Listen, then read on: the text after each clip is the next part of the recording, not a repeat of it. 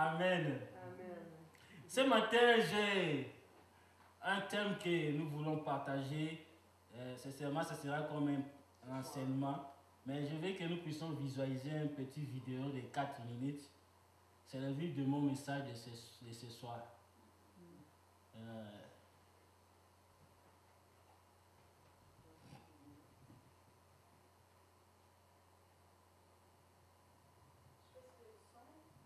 Ouais. Holy breath, move in me, warm my soul and fill my need.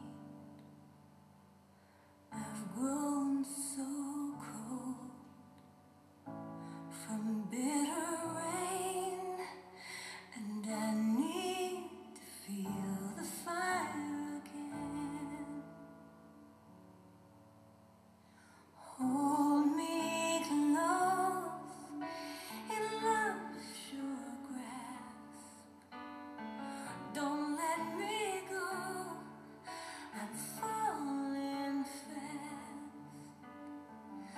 Make from my embers a mighty flame, 'cause I need to feel the fire again. Like the heart of a child burning high, it once was mine. With the faith of a baby, wrap me safely in his name.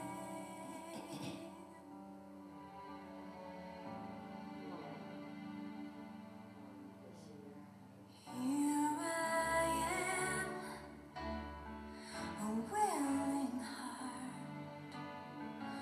Make a fire from this tiny spark. I've known the burning of truest flames, and I need to feel the fire again.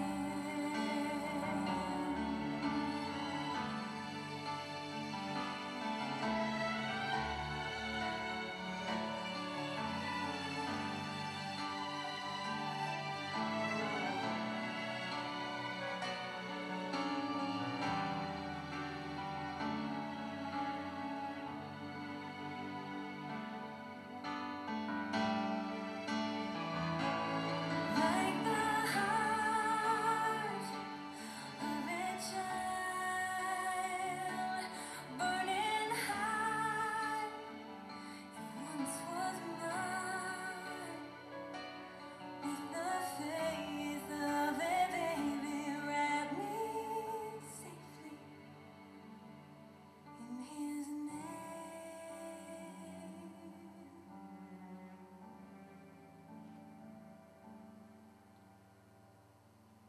Holy breath, move in me, warm my soul and hear my plea. I've grown so cold from bitter rain, and I need to feel the fire. I need to feel the fire. I need to feel the fire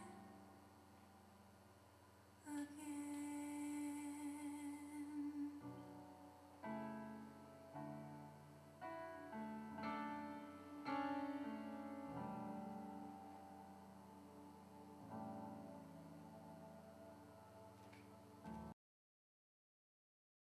Amen. Amen.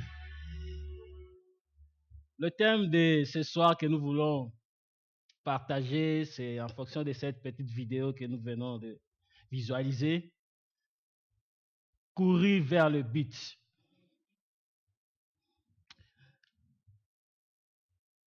Lisons un peu 1 Corinthiens chapitre 9, le verset 24 jusqu'au verset 27. Philippiens 3, 12, 14. Je vais un peu revenir encore sur la vidéo. Essayer un peu de résumer quelques points qui est très important. Lorsque j'ai commencé un peu à dire mon témoignage, il y a eu un peu de certaines places aussi qui m'a un peu motivé dans cette vidéo. C'est important que nous puissions le savoir en tant que des enfants de Dieu, que la vie chrétienne est comparée à cet athlète que nous venons de voir. Quand vous êtes dans une vie chrétienne, soyez sûr que vous êtes dans une compétition.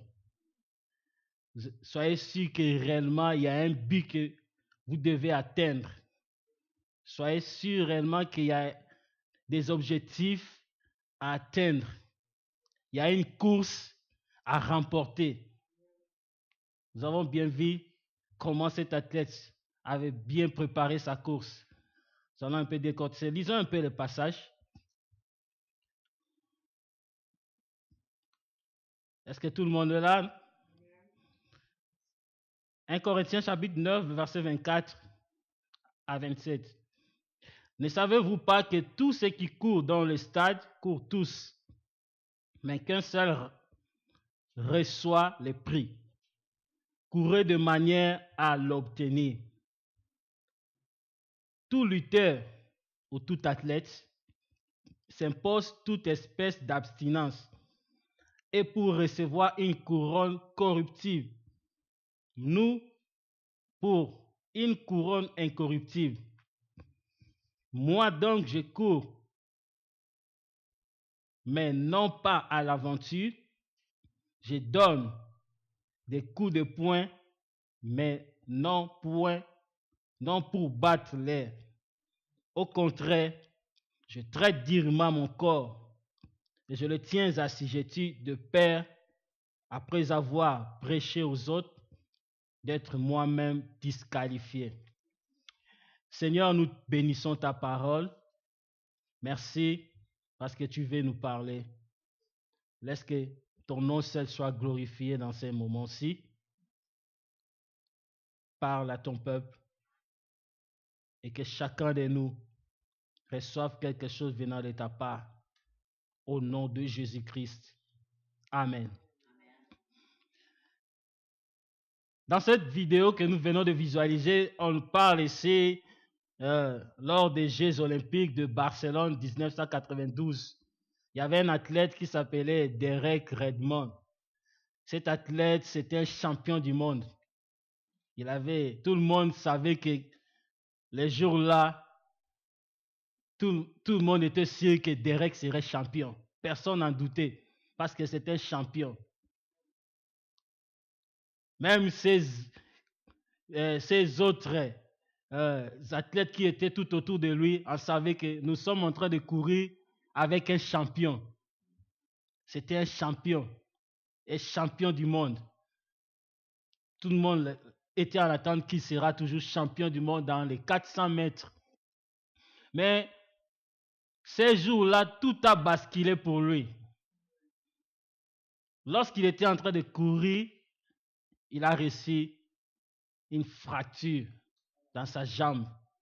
Et ces moments-là, lui qui espérait terminer premier, il était tombé par terre.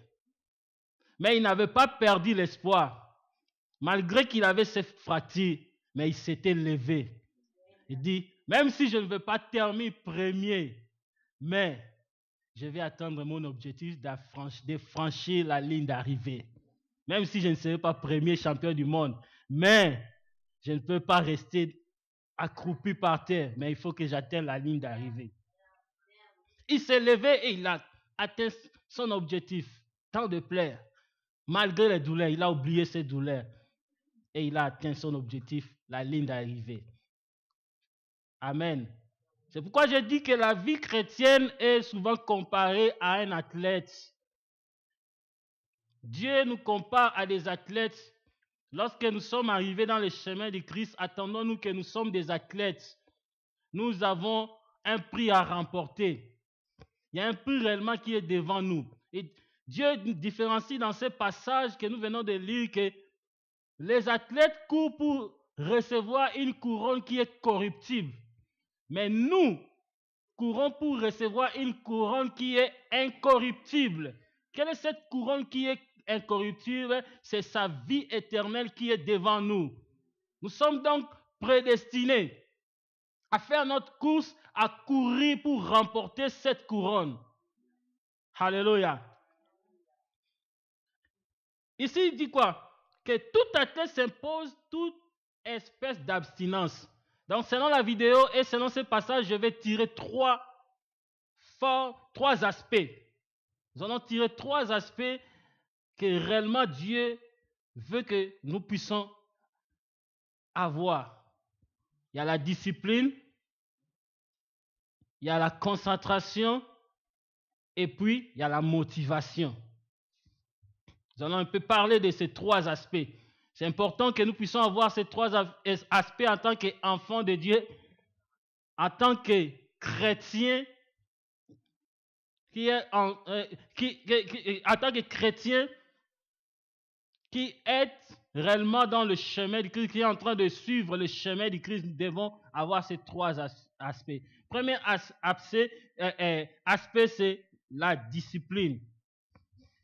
Dans le verset 25, la Bible dit ceci, que tout athlète s'impose toute espèce d'abstinence pour recevoir une couronne corruptible. La discipline est très importante. Lorsqu'on dit quelqu'un discipliné, lorsque vous n'êtes pas discipliné, ça dit, on peut directement vous disqualifier ou bien vous exclure. La discipline est très importante. Prenons l'exemple d'un élève qui est à l'école. Si l'élève n'est pas discipliné, il sera exclu de l'école. Parce qu'il ne suit pas les règles de la discipline de l'école. La discipline est très importante. Étant aussi dans le chemin du Christ, il y a une discipline. Notre discipline, la discipline, c'est quoi? C'est à travers l'abstinence de suivre les règles du Seigneur.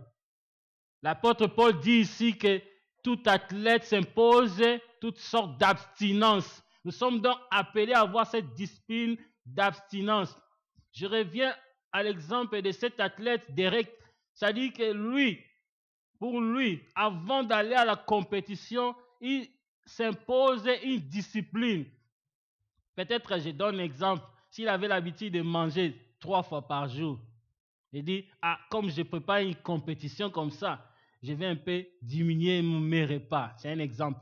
Je vais, au lieu de manger, par exemple, comme je mangeais 3 fois par jour, des gros repas, je vais essayer de diminuer un peu pour essayer de me préparer, être en forme pour aller gagner cette compétition.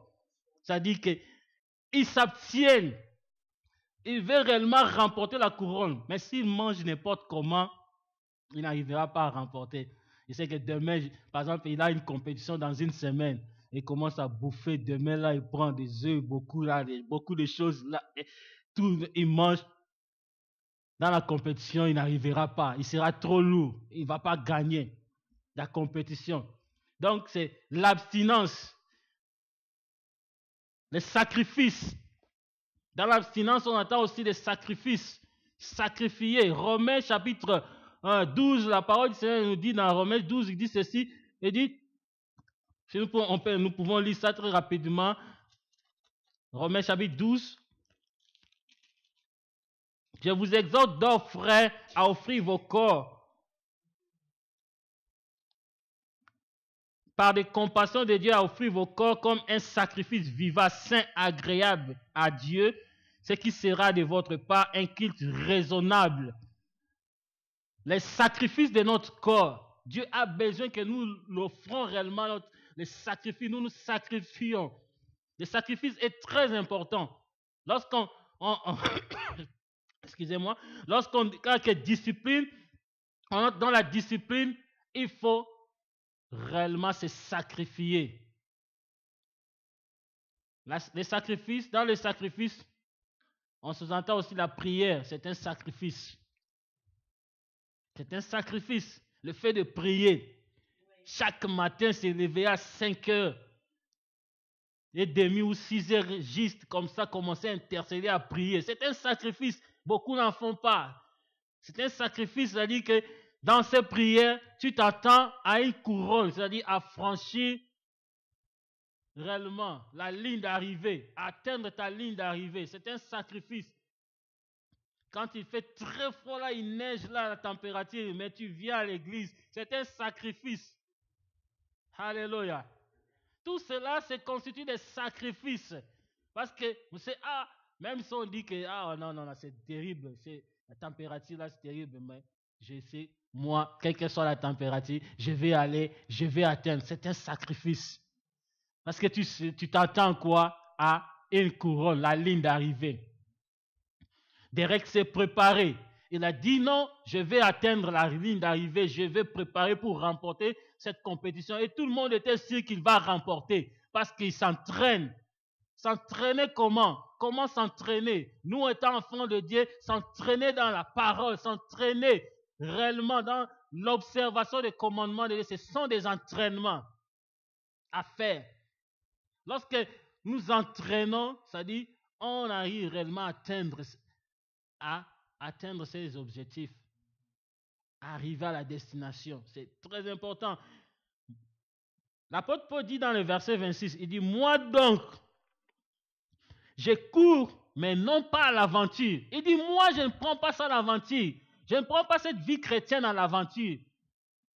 Mais je traite durement mon corps et je le tiens assujetti. Il le tient assujetti, ça veut dire quoi? Il domine sur son corps. Il dit non, le corps ne doit pas dominer sur moi. Le corps ne doit pas dominer sur moi. Le plaisir charnel ne doit pas dominer sur moi.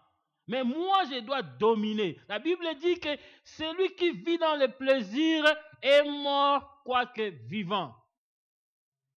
Alléluia. Il dit dominer. Lorsque Dieu avait suivi Caïn, lorsque Caïn avait eu l'intention de tuer son frère Abel, Dieu a dit, il a vu sa pensée, il a dit, je vois que le péché est en train de courir sur toi, mais toi domine sur ça. Je vois que le péché là, de penser que tu veux réellement tuer, mais domine. C'est pour dire que Dieu nous dit quoi? C'est pourquoi l'apôtre Paul a compris, il dit que moi, je traite durement mon corps, je le tiens assujetti, je domine sur mon corps. Mon frère, ma soeur, lorsque tu es dans la course, tu veux réellement remporter cette couronne, assujetti le corps. Domine sur ton corps.